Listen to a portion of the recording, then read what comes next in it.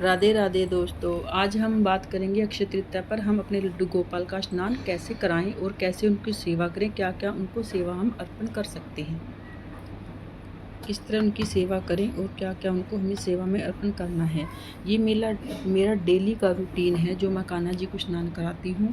वो मैं आपको अक्षय तृतीया पर दिखाऊंगी पूजा के समय। अक्षय तृतीया पर हमें विशेष रूप से कान्हा जी को चंदन की सेवा करनी चाहिए, फूल बंगला सजाना चाहिए उनके लिए। और मतलब जितने भी आपको कर सकते हो आपको उतनी सेवा करनी चाहिए। सबसे पहले हम मुझे सुबह ही कान्हा जी को स्नान कराएंगे। स्नान में आप कच्चे दूध से, गुलाब जल से कराएंगे और हम फूलों की पत्तियाँ उसमें डालेंगे। और इस तरह हम कान्हा जी को स्नान करा के फिर हम उनको उस दिन कपड़े नहीं पहनाएंगे, सिर्फ उनको लंगोट या नैपकिन कराएंगे, जो भी आप पहनाते हो। और फिर हम उनको चंदन का लेप उनके शरीर पर करेंगे। और फिर चंदन का लेप करने के बाद हम उनको पूरे आप ज्वेलरी जो भी उनको सजाना है कान्हा जी को, वो हम उनका श्रृंगार करेंगे। और श्रृंगार करने के बाद फिर हम कान्हा जी को मतलब बिठाएंगे, उनके लिए जल की व्यवस्था करेंगे, उनको उनके लिए पंखे की व्यवस्था करेंगे। ये सब है ना। उनके आसपास आप फूल रखेंगे।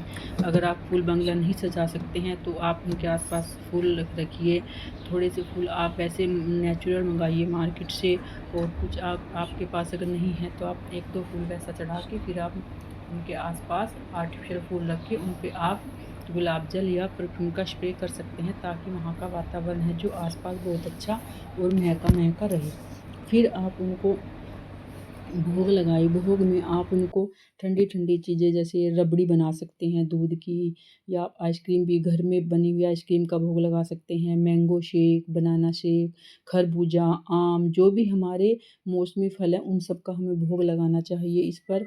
और फिर उनके लिए हमें पानी की व्यवस्था करनी चाहिए। और उन पानी की व्यवस्था करने के लिए हमें उनके पास एक मिट्टी का छोटा सा कुल्लर टाइप होता है ना, वो हमें उनके लिए लाना चाहिए, ताकि हम उनके लिए पानी की व्यवस्था कर सकें। क्योंकि अब गर्मियाँ हैं तो मटके में पानी ठंडा रहता है, उसमें आप तुलसा पत्र डालकर उनके लिए मतलब पानी की व्यवस्था करें।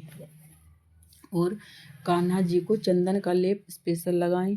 कान्हा जी के लिए चंदन का लड्डू बनाएं। आप लड्डू, आप जो गोपी चंदन आता है उससे वो लड्डू हम बनाकर कान्हा जी के चरणों में रखें।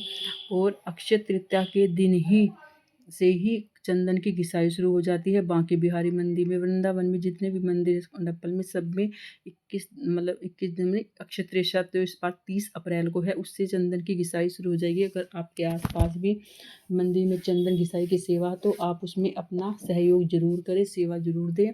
इससे हमें बहुत अच्छा फल मिलता है। और हमें मतलब अक्षय तृतीया से लेकर 21 दिन तक ये चंदन घिसाई चलती है। और हमें इस दिन कान्हा जी को ना चांदी की पायल भी जरूर पहनानी चाहिए। चाहे चांदी की पहनाए चाहे आप मोती की पायल पहनाए, लेकिन पायल जरूर पहनानी चाहिए हमें उस दिन। और कान्हा जी को हमें जितनी भी सेवा हम कर सकते हैं उतनी हमें करनी चाहिए। इत्र की सेवा दें, चंदन की सेवा दें। चंद्र आप इत्र जो है चंदन का भी ले सकते हैं और गुलाब जल का इत्र भी ले सकते हैं। गर्मियों और सर्दियों का दोनों का इत्र ना अलग अलग होता है।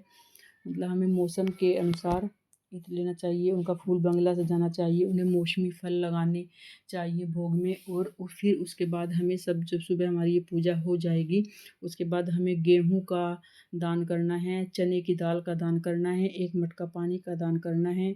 और उसमें जो भी मौसमी फल हम रखेंगे, आम, खरबूजा, उनका दान करना है, पंखे का दान करना है, कपड़े का दान करना है। ये सब हम पूजा में सुबह रख कर फिर हम इन सब वस्तुओं का दान कर सकते हैं। और इस तरह हम अक्षय तृतीया पर लड्डू गोपाल की कर सकते हैं। और आप घर में जैसे होता है आप वैसे भी पूजा कर सकते हैं। सबका अपना रूटीन होता है पूजा का। और आप चंदन ना घिस कर भी लगा सकते हैं। मेरे पास ना एक छोटा सा मैंने इसे घिसने के लिए लिया हुआ है लकड़ी का, मेरे पास चंदन का लकड़ी में रखती हूँ, इससे ना मैं चंदन को घिस लेती हूँ। और जब मुझे इसमें उस दिन लेप करना होता है तो मैं इसमें थोड़ा सा गोपी चंदन भी मिला लेती हूँ। और ये मैंने एक तुलसी की लकड़ी रखी हुई है, ये मैं डेली तुलसी की लकड़ी में इससे घिस से ना कान्हा जी को और लक्ष्मी नारायण जी भगवान को तिलक लगाती हूँ। और हमें मतलब इत्र की, ये मेरा इत्र की शीशी है जो मैं हमेशा पूजा में रखती हूँ, क्योंकि सामने होता है तो इत्र लगाना एकदम याद आ जाता है कि इत्र की सेवा हमें देनी चाहिए। और ऐसे हम कान्हा जी को सभी सेवाएं देकर फिर उनको भोग लगाएं, अच्छे अच्छे फूल उनके पास रखें, अच्छे अच्छे फल। राधे राधे।